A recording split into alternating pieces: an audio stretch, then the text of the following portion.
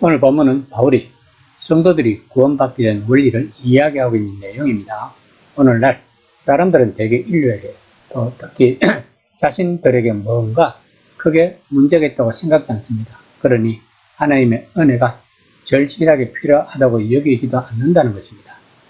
하나님이 이런저런 공지에 빠진 자신을 도와주실 수는 있지만 기본적으로 자신은 하나님 없이도 잘해 나갈 수 있다고 생각하는 것 같습니다. 그러니 하나님이 해 주셔야 하는 것은 임박한 재앙에서 근본적으로 구조해 주시는 것보다는 고작 일상생활에서 영적 측면을 향상시키는 정도, 이미 거기 있는 것을 조금 더 풍성하게 해 주시는 정도로 여기는 듯 하다는 것입니다. 그러나 바울이 제시하는 복음은 온통 은혜뿐입니다. 이는 단순히 풍성하게 하는 것 이상입니다. 은혜는 죽은 사람에게 생명을 준다는 것입니다. 그것은 하나님이 값없이 주시는 가분한 선물입니다. 바울은 이 은혜가 어떻게 역사하고 어떤 일을 하는지에 대한 생각 전체를 이 짧은 세 줄로 요약합니다. 그 내용은 로마서와 갈라디아서에서의 칭의에 대해 말한 것과 아주 흡사하지만 여기서는 간결하고 압축된 문장으로 요약해 놓았습니다. 그렇지만 그가 여기서 말하는 특별한 내용을 살펴보는 것이 중요합니다. 바울은 결코 교리들을 추상적으로 요약해 놓지 않았습니다. 그는 언제나 특정한 주제를 다룹니다. 2장 8에서 9절입니다. 너희는 그 은혜에 의하여 믿음으로 말미암아 구원을 받았으니 이것은 너희에게서 난 것이 아니요 하나님의 선물이라. 행위에서 난 것이 아니니 이는 누구든지 자랑하지 못하게 합니다. 바울은 로마서, 갈라디아서, 빌립보서에서는 믿음으로 어렵게 되는 것에 대해 말하였습니다.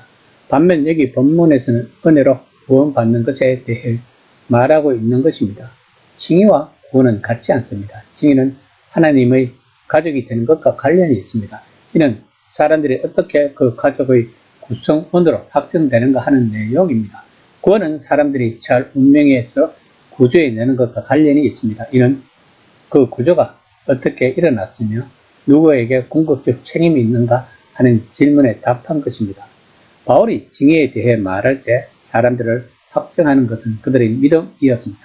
반면 본문에서처럼 구원에 대해 말할 때 그 권리는 하나님 편에 있다는 것입니다. 즉 그것은 은혜로 일어나는 일이라는 것입니다. 바울은 본문에서 징계가 아닌 구원에 대해 말하고 있습니다. 이 시점에서 이 장의 주제는 하나님의 백성은 그리스도 안에서 어떻게 확정되는지가 아니라 그들이 어떻게 죄와 죽음에서 구조받는지 말하는 것입니다.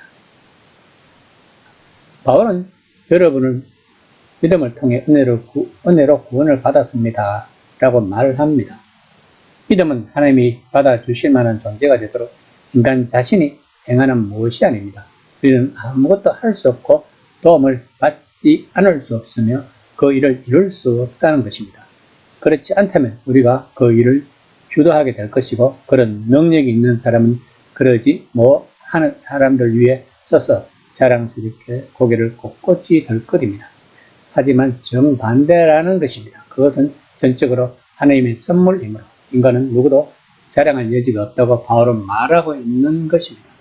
그렇다면 어떤 사람은 믿고 어떤 사람은 믿지 않는 이유는 무엇일까요? 이 물음에 대한 유일한 힌트는 1장 4에서 6절에 나와 있습니다.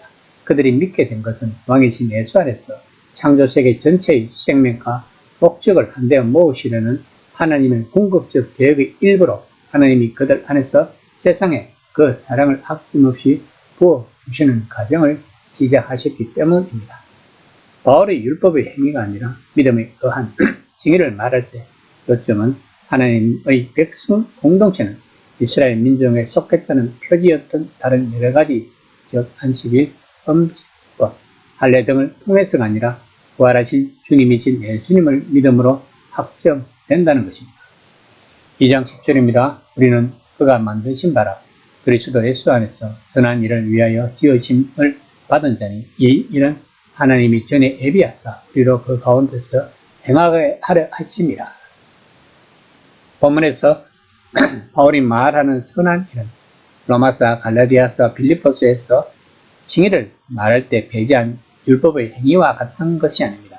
그것은 이 서신의 4에서 6장에서 더 자세히 설명할 삶의 방식인 것입니다. 또한 그리스도인이 걸어가야 하는 바른 방향의 길인 것입니다.